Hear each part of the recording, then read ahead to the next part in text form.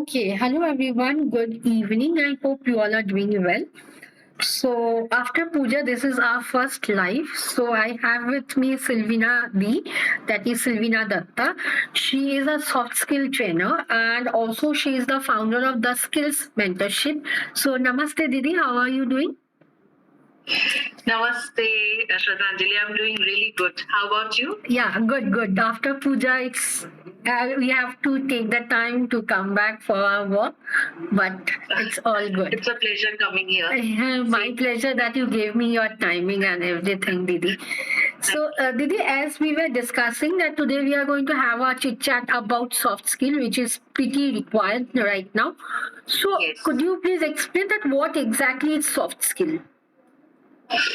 Okay, so basically, to start with, I would say that soft skills is basically a software. If I can, use a computer as a metaphor, hard skills is like hardware, and soft skills is like a software in an individual. So basically, if we go, if you see this era, the generation which is going on right now, like initially in the earlier days, soft skills was not given that much of an importance. It was just that you will be given a job description for a job. If you're qualifying with certain technical skills, they will take your interview, and then in that process they will select you on the basis of that. And you can also see that based on those technical skills only, there are multiple people who have applied for that position as well.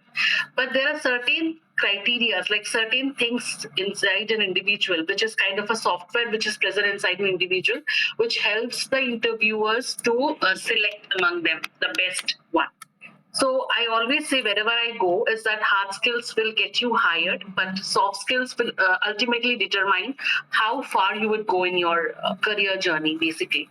So soft skills, you can say that it is a kind of a life skill, a people skill, a user friendly kind of a thing, which is there present inside everyone. We just need to unlock it at the right moment. And the most powerful soft skill, if I say right now, if you can relate, is the networking which we are doing right now.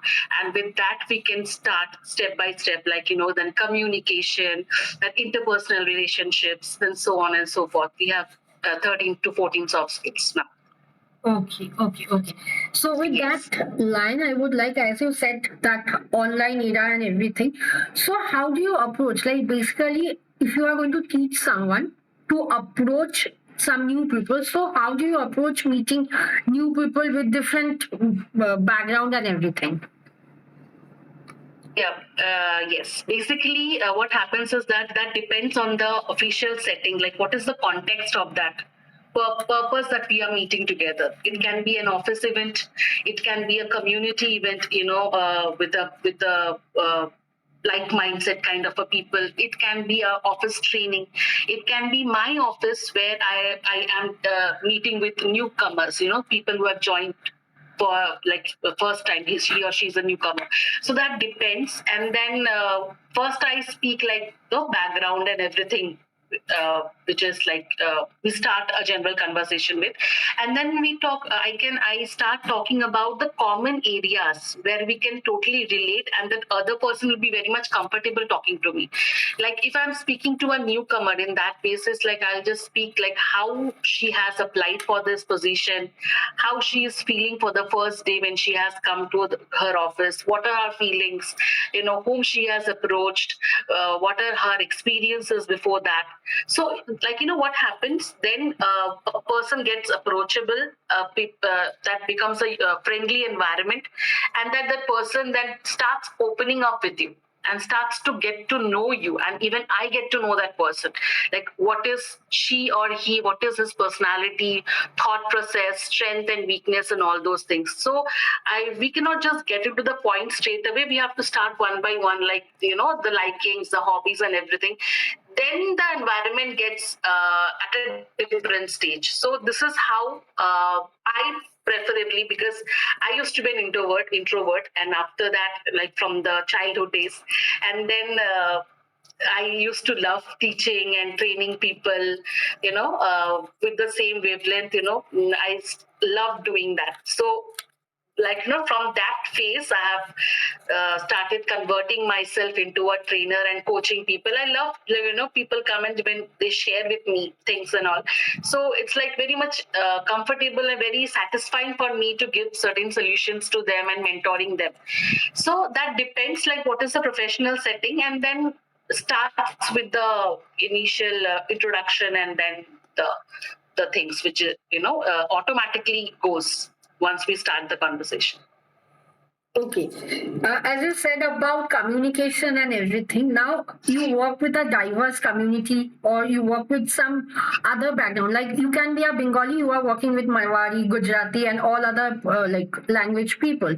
So, how do you ensure that your message, whatever you want to share with them, is being understood properly while you are communicating with a diverse audience? Actually, what I say and what I believe is that, as you said, that diverse languages, there are many multilinguistic people who will be talking to, who will be getting interacted with. And, it is not possible for us to know or understand each and every language, whichever is present here. So either it can be English, which is an official language, or either it can be Hindi, which is a national language. And also it's another language which it is cannot be named, but it is a language of understanding, basically. So communication is not about a particular language. Like English, you need to be very much fluent in, but you have to complete the process of communication from the sender to the receiver. That is how the communication gets complete. So unless and until the other person to whom I'm communicating with understands and acknowledges it with the same intention, with the same approach. Suppose if I want to ask you, like, where are you from? And you are talking about some other places and all those things, that means you have not at all understood what I am trying to ask you, basically. So if I'm asking you, like, where are you from, and then you have told that I am from so and so place, that means you have interpreted the message, the whatever the message I wanted to give you, in a proper way. That's the reason you have answered it correctly. So it is based on understanding the individual, understanding the intention of the message, and then interpreting it correctly and acknowledging at the same time. It's not only understanding but giving a response like yes, okay, fine, or answering to that question. So that depends. Like now, whatever the question is, whatever the situation is, it is not based on any language. It is based on understanding. If he or she doesn't understand, then in that case, I need to dive down more to make it more familiar, more better. Like what are the things she is particularly not understanding, and then elaborating that in a certain way. That again, it is from person to person basis. Okay, okay. So, as you said about timings and everything, now I believe that there can be certain techniques which you as a professional use to prioritize tasks, both in personal setup and professional setup. So, what are the techniques you as a professional, you yourself use and you suggest to your clients also? Yes, of course. So what I always say, and everything what I train or coach people is based on my personal experience. And I would frankly say everybody that I'm not using any time management or energy management apps or devices which many people suggest, that you go for this, they will help you, stop your notifications on your mobile phone so that you can focus more on your work. So basically, I've never used all those things. What I use is the 4D model, which is very simple, and it is also known as the Eisenhower matrix. Okay, so it is basically 4D, where if I get multiple tasks at my place, on my plate, I divide it into do, decide, delegate, and delete. These are the 4Ds. So if something which I need to do it personally, which needs my intervention, has to be on the priority list, which is the do list. If something which is very urgent and very important, but I can schedule it for a later time, I'll put it on the decide schedule. If something which is very important but it does not need my intervention, I'll delegate it to my team, and the rest is the junk part, which is delete. So it is do, decide, delegate, and delete. So that really helps you to filter the task, whatever task you have at your end. Okay, and the second which I do is, if I have many tasks which I need to do it all by myself, I schedule the time, the zone. Like from 5 to 5:30, I'll be doing this. Then from 6 to 6:30, I'll be doing this. So it is like 1, 2, 3, 4 based on priority. And once I do it, I'll just have to tick it off. But I'll have to make sure that I don't procrastinate. If it has to be done, it has to be done. That is what. Yeah. Okay, so now with this task, I would come up to my last question: that how do you prioritize? Like as you said, the very important has to be on the first, then the second, then third. So how do you Yes. prioritize all these tasks and everything? It's like on the basis of urgency. Suppose that if I need to finish up a task like by tomorrow, okay, so I will put it on the first place, that I have to do it. My the fullest focus or attention or my energy has to go there. So the backup planning has to be done out 1 day ahead of time. It's not that tomorrow I'll be sitting on my table and I'll prepare that schedule. No, it has to be 1 day prior. I'll have to schedule it. And if I have to contact certain contact numbers, it has to be very handy with me. The links, if I have any certain links, meeting links, it has to be very handy. The links should be given forward to individual. It has to have a proper setup if I want it to be done in the first half an hour of my working hours. And the next is, if some work comes up, like you need to give it at the end of the day, then I can prioritize it later to that. So that depends on the priority basis. You should know what is your priority, which work would take what amount of time. That decision making, I would say, has to be there. So now that is also a soft skill. Decision making, how crucial and how perfect you are in on that. So that also really helps you to segregate your task in a proper way. Yes. Okay, okay. Now your last tips to all the viewers who are going to watch this recording. Yes. So my message to everybody out here, starting, because my intention, my purpose of the skills mentorship or being a coach is to empower 1 lakh teams, corporates, entrepreneurs, everybody, because this is a skill which is required for every age group, for every genres, for every background. There is no bar in it. And you will be requiring it, no matter how many generations it comes. It will be evergreen. It will not get exhausted. So basically, my message to everybody is that do not stop believing in yourself.